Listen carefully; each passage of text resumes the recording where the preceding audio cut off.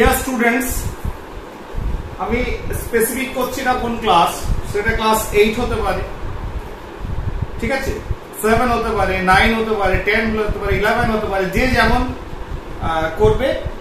যে বিষয়টা নিয়ে আজকে অ্যাকচুয়ালি পড়াবো আর কি, সেটা যে কোনো ক্লাসের স্টুডেন্ট যাদের একটু ম্যাচুরিটি এসছে, একটু বোঝার ক্ষমতা হয়েছে, তারা বুঝতে পারে, ঠিক আছে। সেটা হচ্ছে অ্যাটমিক স্ট্রাকচার, পরমাণুর গঠন। দেখো, এটা কেন হঠাৎ করে আমার মনে হলো যে পরমাণুর গঠনটা পড়িয়ে নেওয়া দরকার, ঠিক আছে। তার কারণ পরমাণু বা অ্যাটম সেটা কিসের মতো? সেটা হচ্ছে বাড়ি তৈরি করা ইটের মতো। ইট দিয়ে যেমন বাড়ি তৈরি হয়, ইটটা আমরা দেখে নিই যে কোন ইটটা ভালো, সেই হিসাবে বাড়ির যে দেওয়াল, ভিত তৈরি হয়, দেওয়াল তৈরি হয়, ঠিক আছে। তা তেমনি এই অ্যাটম বা পরমাণু, এগুলো প্রত্যেকটা বস্তু তোমার এই বিশ্ব ব্রহ্মাণ্ডে তাদের বিল্ডিং ব্লক, ঠিক আছে। এইগুলো দিয়েই প্রত্যেকটা জিনিস তৈরি হয়েছে। সেই জন্য এই চ্যাপ্টারটাকে আমাদের জানা খুব প্রয়োজন। তাই এই চ্যাপ্টারটা আমরা শুরু করব, তাই হঠাৎ করে মন হলো, তাই বসে পড়লাম, আর কিছু না। তো এবার এটার প্রথমটা যে পরমাণুর গঠনটা কেমন, সেটা একটা সুন্দর গল্প রয়েছে, ঠিক আছে। যেমন তোমার ইতিহাস, বাংলা, বিভিন্ন বিষয়, ইংরাজি বিভিন্ন গল্প পড়ে থাকো, তেমনি গল্পর মতো করে শোনো, বেশ খুব ইন্টারেস্টিং, ভালো লাগবে, ঠিক আছে। এবং তার মাঝখানে আস্তে আস্তে আমরা বিজ্ঞানে প্রবেশ করি। তা দেখো, সাপোজ ধরো দেয়ার ইজ এ ক্যাট, একটা বিড়াল রয়েছে। তুমি বলো স্যার একটা বিড়ালটা, ঠিক আছে, সেই বিড়ালটার ভেতরে একটু জুম করে ঢোকো, যেমন গুগল আর্থে তোমরা দেখো, ঠিক আছে, জুম করো, আস্তে আস্তে আস্তে আস্তে লোকেশনটা লোকেট করো। তেমনি একটা বিড়ালকে জুম করলে কি পাবো? তার শরীরের বিভিন্ন অঙ্গ প্রত্যঙ্গ এগুলো পাবো, মাংসপেশি পাবো, হাড় পাবো, বিভিন্ন অর্গ্যানস পাবো। সেইগুলোকে একটু জুম করো, আর একটু বড় করো, করে তার ভেতরে কি পাবো? আলটিমেটলি আমি কোষ পাবো।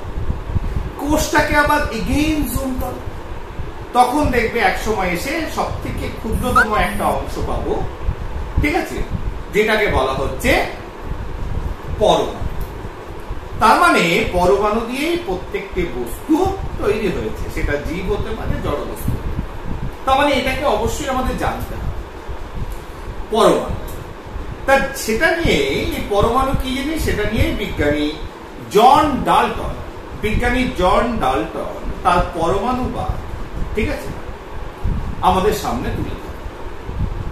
বিজ্ঞানী জন ডাল্টন সর্বপ্রথম বলেন যে প্রত্যেকটি বস্তু ক্ষুদ্রতম কণা, ক্ষুদ্রতম অংশ, যেটাকে ফার্দার পুনরায় আর ভাঙতে পারবো না, সেটাই হচ্ছে পরমাণু, ঠিক আছে। তাহলে পরমাণু ইজ দ্য স্মলেস্ট, পরমাণু, atom is the smallest part that can not be further divided, যেটাকে পুনরায় আর আমরা ভাঙতে পারবো না, আর ছোট করতে পারবো, ঠিক আছে।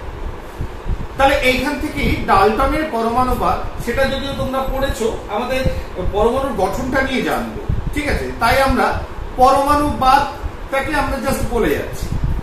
তার সঙ্গে কি বললো বিজ্ঞানী জন ডাল্টন? বললো ঠিক আছে, সাপোজ এক টুকরো ধরো লোহা, লোহার ভেতর স্মলেস্ট পার্ট যদি এগুলোকে ভাবি, তাহলে এইগুলোই হচ্ছে পরমাণু। তাহলে এই যে লোহার পরমাণু গুলো, তারা কি হচ্ছে একটা নির্দিষ্ট পদার্থ, একটা স্পেসিফিক ম্যাটার, ধরো একটা লোহা রয়েছে, একটা স্পেসিফিক ধরো মৌল যদি ভাবি, তাহলে একটা নির্দিষ্ট মৌলের ভিতর যত পরমাণু থাকবে, তাহলে সবই লোহার পরমাণু। তাহলে প্রত্যেকটি পরমাণু, যেগুলোকে আর ভাঙা যাচ্ছে না, ক্ষুদ্রতম কণা, তাদের সবার ভর এক হবে, ধর্ম একই হবে, অর্থাৎ প্রপার্টিজ একই রকম হবে। এটা তো স্বাভাবিক, সেটাই বিজ্ঞানী জন ডাল্টন বলে গেছে, ক্লিয়ার। আর যদি দুটো আলাদা নিই, ধরো দিস ইজ অক্সিজেন, তাহলে অক্সিজেনের প্রত্যেকটা পরমাণু তাদের ধর্ম ভর একই রকম হবে, ঠিক আছে না? তাহলে একটা মৌলে তাদের বস্তুর তার যে পরমাণু গুলো রয়েছে, যে ইট গুলো রয়েছে, যেগুলো দিয়ে সেটা তৈরি, যেটাকে ভাঙা যাচ্ছে না, ক্ষুদ্রতম অংশ, তাহলে সেইগুলো ধর্মভর একই রকম হবে। একটা অন্য পদার্থে তাদের বা মৌলে তাদের পরমাণুর প্রত্যেকটি ভর ধর্ম একই রকম হবে, এবং এই দুটোর ভিতর ধর্মের পার্থক্য হবে, ভরের পার্থক্য হবে। তাই এটা তো মৌল ভ্যারি করবে পরমাণুর ভর ধর্ম, ঠিক আছে? আর এই পরমাণুগুলো তোমার কি করবে? পরমাণুগুলো একে অপরের সঙ্গে একটা নির্দিষ্ট অনুপাতে, পূর্ণ সংখ্যা অনুপাতে যুক্ত হয়ে অণু গঠন করবে। যেমন ধরো H2, এটা আমরা জানি H2, তার মানে দুটো হাইড্রোজেন এবং একটা অক্সিজেন পরমাণু যুক্ত হয়ে কি তৈরি হয়েছে? জল। তাহলে এই যে দুটো হাইড্রোজেন আর অক্সিজেন পরমাণুর যে অনুপাত, ঠিক আছে, এটা কিন্তু নির্দিষ্ট। কারণ এটা যখনই ভ্যারি করবে, চেঞ্জ করবে, ধরো দুটো হাইড্রোজেনের সঙ্গে দুটো অক্সিজেন, তাই হয়ে গেল H2O, হাইড্রোজেন পারঅক্সাইড। তখন এখানে পারঅক্সাইড আয়ন রয়েছে, ঠিক আছে, O2 মাইনাস আয়ন রয়েছে, পারঅক্সাইড আয়ন রয়েছে, ক্লিয়ার? তাহলে দেখা যাচ্ছে যে এইদিকে আমরা যাচ্ছি না, হোয়াট ইজ পারঅক্সাইড ইত্যাদি ইত্যাদি। তাই একটা জিনিস বোঝা যাচ্ছে যে প্রত্যেকটি তোমার পদার্থের পরমাণুর ভর ধর্ম একই রকম, এবং পরমাণুগুলো একটা নির্দিষ্ট অনুপাতে যুক্ত হয়ে অণু তৈরি করে। তাহলে এগুলো ডাল্টনের পরমাণুবাদ, পরবর্তীকালে পরমাণুবাদের সংশোধন, হ্যান ত্যান ইত্যাদি আছে অনেক, ওই দিকে যাব না। এবার চলে আসি এই যে, তার মানে এই যে ক্ষুদ্রতম কণার কথা বিজ্ঞানী জন ডাল্টন বলল, এই ক্ষুদ্রতম কণাটাকে আর ভাঙা যাচ্ছে না, এতটাই ছোট তারা, চোখে তো দেখা যাবেই না, কোনো যন্ত্র দিয়েও দেখা যাবে না, হয়তো ভবিষ্যতেও কোনোদিনও দেখা যাবে না, ক্লিয়ার?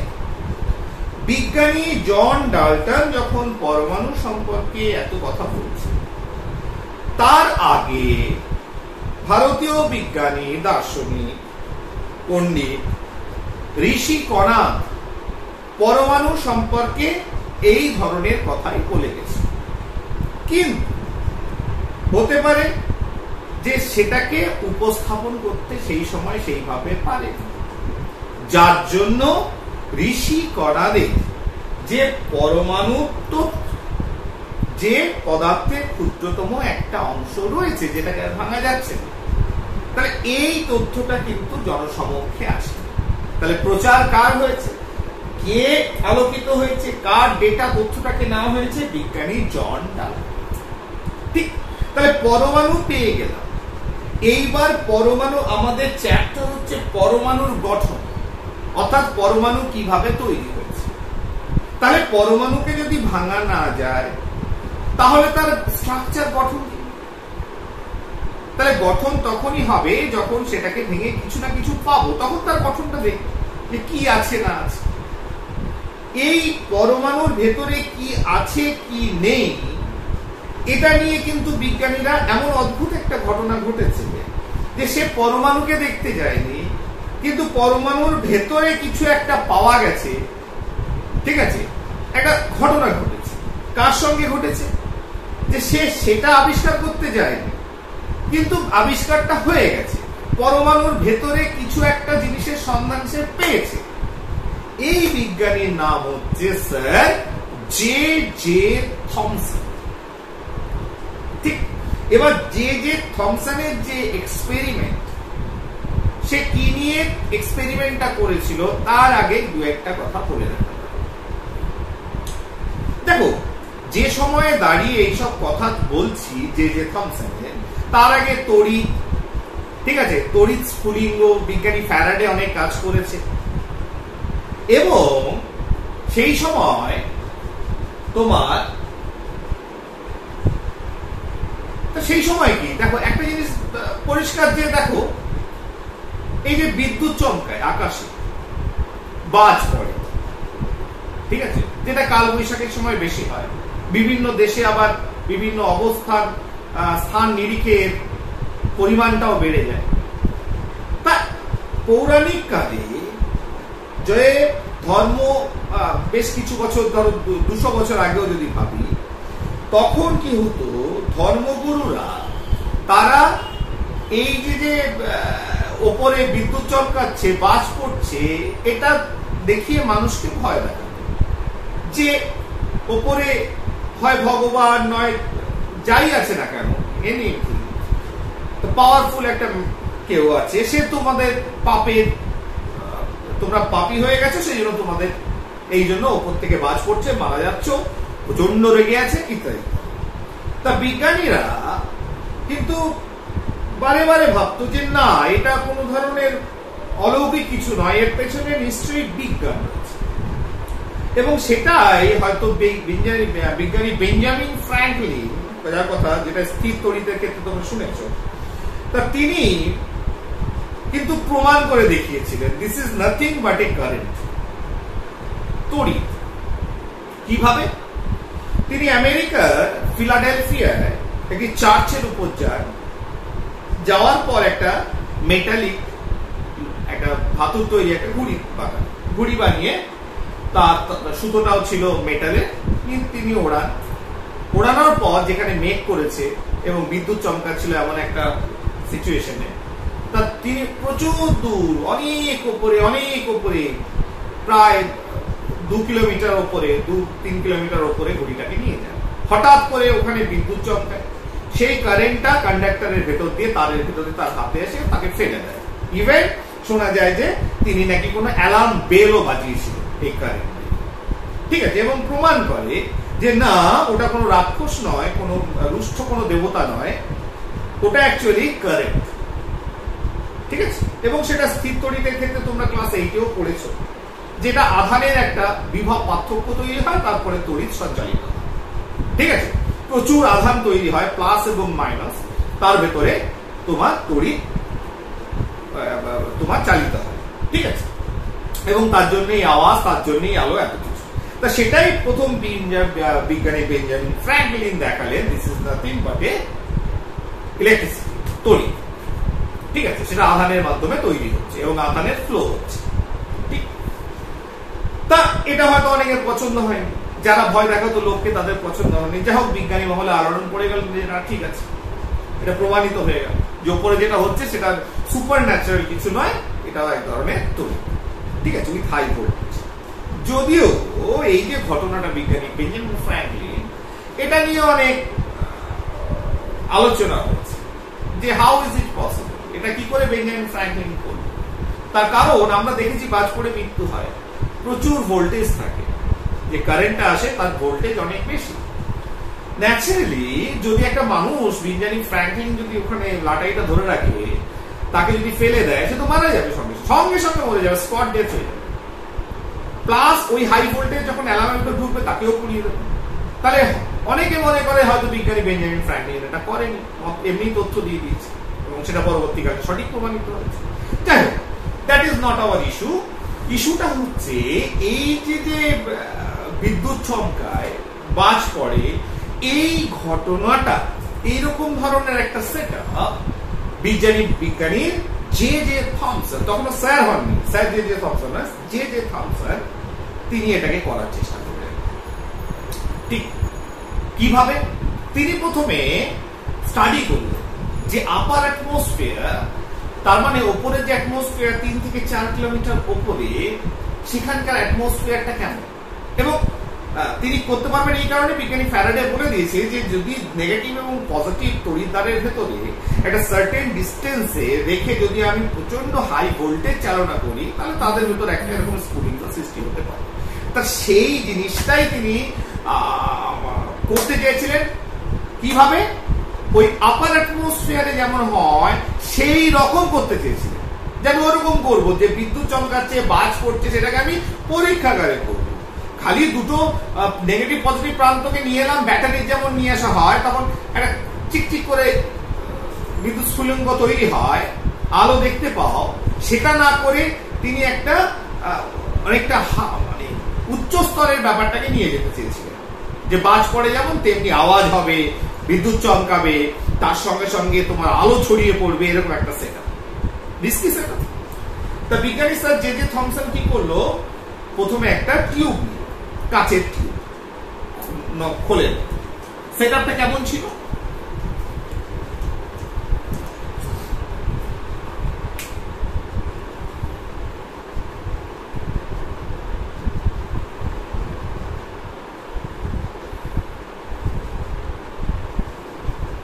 কাচের টিউব দিল, ঠিক। এবার দেখলো যে আচ্ছা, ভাবলো যে কি করা যায়, একদম আপার অ্যাটমসফিয়ারের উপরে আমাদের বায়ুমণ্ডলে যেমন ঘটনা ঘটছে তেমনি করব। তা এখানে দুটো তড়িৎদ্বার রাখবো, ঠিক আছে।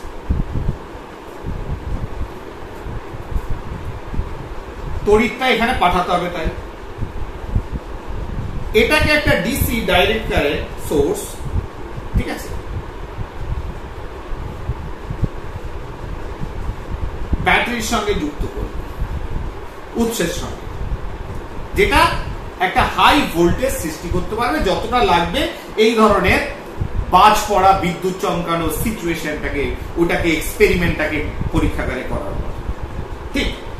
এবার ভাবলো যে দেখো উপরে যে জিনিসটা ঘটছে নেগেটিভ এবং পজিটিভ চার্জের ভেতরে, তা সেই ঘটনাটা যদি এখানে সেট আপটা করি, তাহলে এইভাবে ডিসির সঙ্গে যদি লাগাই ডাইরেক্ট কারেন্টের সঙ্গে, তাহলে ব্যাটারির নেগেটিভ অ্যান্ড পজিটিভ, তাহলে এটাও হয়ে গেল নেগেটিভ অ্যান্ড পজিটিভ, ঠিক। তাহলে এইবার এটা করলে তো শুধু হবে না, যে টিউবের ভিতরে ঘটনাটা ঘটাচ্ছি, এই টিউবটার তোমার কি করতে হবে, এই টিউবটার প্রেসারটাকে কমাতে হবে এবং একটা এনভায়রনমেন্ট তৈরি করতে হবে, যে এনভায়রনমেন্টটা উপরে আছে।